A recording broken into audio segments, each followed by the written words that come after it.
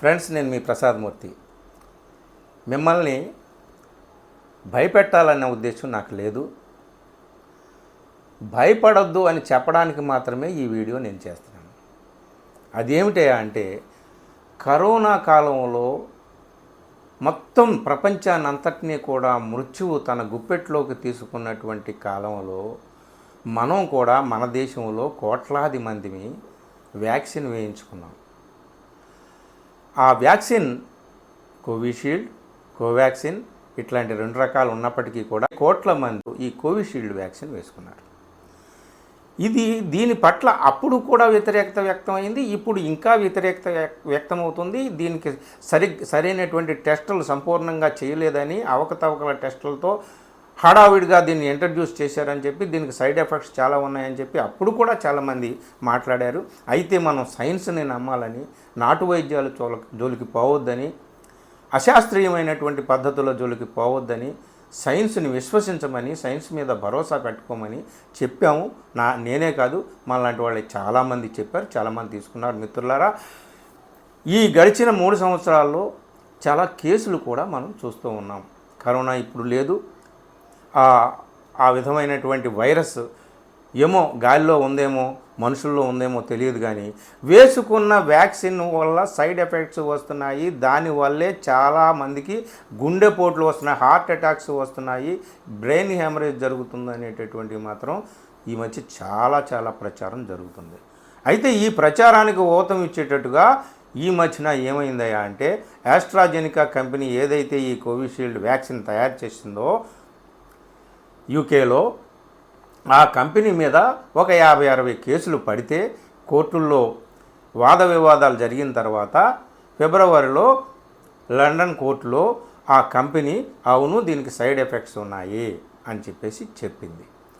దానివల్ల ఏం జరుగుతుంది అంటే, రక్తం గడ్డ కడుతుందని, ప్లేట్లెట్లు పడిపోతాయని, దానివల్ల గుండెపోటు అంటే హార్ట్ అటాక్ రావచ్చు, బ్రెయిన్ హ్యామరేజ్ రావచ్చు అని చెప్పేసి ఆ కంపెనీ ఒప్పుకున్నట్టుగా the Daily Telegraph of London నుంచి వచ్చేటటువంటి పత్రికలో వార్తా కథనం వచ్చింది. అది నిజమేనని చెప్పి చాలా పత్రికలు, మన ఇండియన్ వార్తా సంస్థల్లో కూడా చాలా ఈ వార్త వైరల్ అయిందనమాట. మిత్రులారా, మనకి కలవరం కలిగించేటటువంటి, ఆందోళన కలిగించేటటువంటిది ఏమిటి అంటే, మనకు తెలిసినటువంటి మిత్రుల్లోనే చాలామంది ఆరోగ్యంగా ఉన్నటువంటి వాళ్ళు కూడా బ్రెయిన్ హ్యామరేజ్ వస్తుంది, హార్ట్ అటాక్స్ వస్తున్నాయి. ఇది నిజమా? ఇది నిజంగా ఆ వ్యాక్సిన్ ఫలితమేనా? దాని దుష్పరిణామమేనా? ఇదంతా కూడా అదే వ్యాధితో వీళ్ళందరూ చనిపోతున్నారు. దానికి ఒక పేరు కూడా పెట్టారనమాట. ఈ రక్తం గడ్డకట్టడాన్ని, అలాగే ప్లేట్లెట్లు పడిపోవడాన్ని థ్రోంబోసిస్ విత్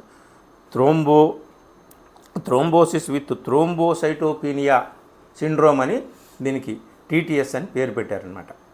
సో ఇట్లాంటి దీనితోనే, ఈ లక్షణాలతోనే మనుషులు చచ్చిపోతున్నారు అనేది మనకైతే ప్రపంచవ్యాప్తంగా ఎలా ఉందో కానీ, మనకైతే మాత్రం సౌత్ నుంచి నార్త్ దాకా మొత్తం ఆసేతు హిమాచలం రిపోర్ట్స్ అయితే భయంకరంగా ఉన్నాయన్నమాట. చాలా అంటే, గతంలో గుండెపోట్లు లేవా, గతంలో బ్రెయిన్ హ్యామరేజ్లు జరగలేదా, ఇప్పుడే ఎందుకు ఇట్లాంటి వాదనలన్నీ చేస్తున్నారని చెప్పి చాలామంది అనవచ్చు. నేను కూడా అదే మాట అంటున్నాను కూడా, ఇప్పటికి కూడా అంటానన్నమాట. కానీ జరుగుతున్నటువంటి పరిణామాలు, ఆ ఆస్ట్రాజెనికా కంపెనీ చెప్పినటువంటి, ఒప్పుకున్నటువంటిది అన్నీ కూడా చూస్తూ ఉంటుంటే ఏమో అన్న అనుమానం అయితే కలుగుతుంది. కానీ మన ఇండియన్ సైంటిస్టులు, ఇండియన్ డాక్టర్స్ అయితే ఏం చెప్తున్నారంటే, అయ్యా దీన్ని ఏమీ నమ్మొద్దు, అది అప్పుడు ఆ మందు తయారు చేసినప్పుడే వాళ్ళు అక్కడ నోట్లో ఇచ్చారు, దీనికి కొన్ని సైడ్ ఎఫెక్ట్స్ అని. ప్రతి మెడిసిన్కి సైడ్ ఎఫెక్ట్స్ ఉంటాయని చెప్పి మనం చదువుతాం కదా, దీనికి కూడా అలాగే ఇచ్చారు. కానీ ఇప్పుడు ఆ కంపెనీ కోర్టులో ఒప్పుకోవడం బట్టి, జరుగుతున్నటువంటి ఈ పరిస్థితులను బట్టి మనం భయపడాల్సినటువంటి, కొంచెంగా ఆందోళన కలిగించేటటువంటి అంశంగా మనకు అనిపిస్తుంది. కానీ మన ఇండియన్ డాక్టర్స్ చెప్తుంది ఏమిటంటే, ఆ వ్యాక్సిన్ వేసుకున్నటువంటి 3 months లోపే ఆ పరిణామాలు సంభవించే అవకాశం ఉంది, కానీ ఇప్పుడు మీరు ఎవరో భయపడాల్సినటువంటి పని లేదు అన్నారు. కానీ ఒకటి మిత్రులారా, నేను ఏం చెప్పదలుచుకున్నానంటే ఈ వీడియోలో, మనం సైన్స్ని నమ్మాలి, ఇంకో మార్గం లేదు, ఇంకో పద్ధతి లేదు. సైన్స్ని నమ్మి తీరాలి, అనివార్యంగా ఇన్నోవేటబుల్గా మనం నమ్మి తీరాలి. కానీ సైంటిస్టులని హరిబురి చేసి, హడావిడి చేసి, కంగారు పెట్టి అప్పటికప్పుడు ఒక వ్యాక్సిన్ని తీసుకురావాల్సిన అగత్యం అయితే ప్రభుత్వాలకు వచ్చింది. ఎందుకంటే మృత్యువు మన గుమ్మం దాకా కాదు, మన కాళ్ళ దగ్గరగా దాకా వచ్చింది, మనల్ని ఆక్రమించబోతుంది. పడవలో తుఫాన్లో మునిగిపోతున్నటువంటి మనిషి చేతికి ఒక పుల్ల దొరికినా సరే దాన్ని పట్టుకొని బ్రతకాలని అనుకుంటాడే, అలాగా వ్యాక్సిన్ వేయించుకునేటటువంటి అగత్యం అయితే అందరికీ వచ్చింది. ఇప్పుడు సైన్స్ని తప్పుపట్టలేం, డాక్టర్లను తప్పుపట్టలేం, సైంటిస్టులను తప్పుపట్టలేం. కానీ మనం చేయాల్సింది ఏమిటి అంటే, ఒకవేళ నిజంగా సైడ్ ఎఫెక్ట్స్ ఉన్నప్పటికీ కూడా ఎప్పటికీ మన శరీరంలో ఆ లక్షణాలు ఉంటే ఏం చేయాలని డాక్టర్లు చెప్తున్నారు, అది చేయడమే తప్ప మనకు ఇంకో మార్గం లేదు. ఏమిటి, మనలో ఆ ఇమ్యూనిటీ శక్తిని పెంచుకోవాలి. సరైనటువంటి ఆహార పద్ధతులు, సరైనటువంటి జీవన శైలి, సరైనటువంటి వ్యాయామం, ఇది తప్ప ఆందోళన పడి భయపడి కంగారు పడి మనం చేసేది ఏమీ లేదు. సైన్స్ని నమ్మడమే, సైన్స్ని నెత్తి మీద పెట్టుకోవడమే, ఇంకో మార్గం లేదు. ఇది మాత్రం చెప్పడానికే మిత్రులారా ఈ వీడియో చేశాను. ఈ వీడియో మీకు నచ్చితే మిత్రులకు షేర్ చేయండి, నా ఛానల్ని సబ్స్క్రైబ్ చేయండి. తప్పనిసరిగా మాత్రం ఎవ్వరు కూడా ఇందులో భయపడాల్సినటువంటి పరిస్థితి లేదు. Thank you very much.